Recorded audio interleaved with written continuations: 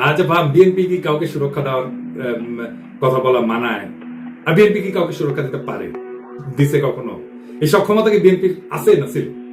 ক্ষমতা জিনিসটা কি, সেটা কিভাবে তৈরি হয়?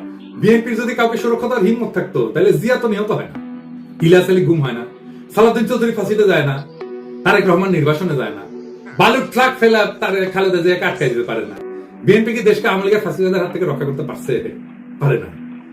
বাংলাদেশের সবচেয়ে বড় রাজনৈতিক দল হয়ে অগাস্ট বিপ্লবের নেতৃত্ব দিতে পারে না। এই বিএনপি আগামীতে ক্ষমতায় যাইতে পারে, কিন্তু ওই ক্ষমতা সে রাখতে পারবে না, কারণ ক্ষমতা বিষয়টাই সে বুঝে না।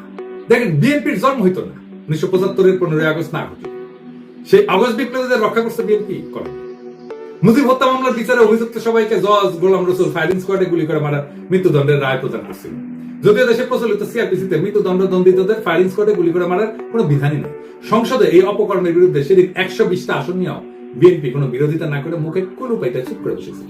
তাই বিএনপি কাউকে রক্ষা করতে পারবে না, করবে না, সে ক্ষমতা। বিএনপি ক্ষতি করতে পারবে, সেটাই আসল ক্ষমতা। রক্ষা করতে পারাটা রাজনৈতিক ক্ষমতা না, বরং ক্ষতি করতে পারার হিম্মতটাই রাজনৈতিক ক্ষমতা। আমি এই প্রসঙ্গে বিস্তারিত আলাপ করছি আগের এপিসোডে। আওয়ামী লীগের মিছিল বড় হচ্ছে এই জন্য না যে কেউ কাউকে অপমান করছে আর অভিমানের রাজপথ ছাইড়ে দিচ্ছে তাই আওয়ামী লীগ মিছিল করতেছে, না তা না। বাংলাদেশে বিএনপি বা জামাত বা ছাত্রদের এনসিপির গ্রিন সিগন্যাল ছাড়া আওয়ামী লীগের বাপের ক্ষমতা নাই মিছিল করে।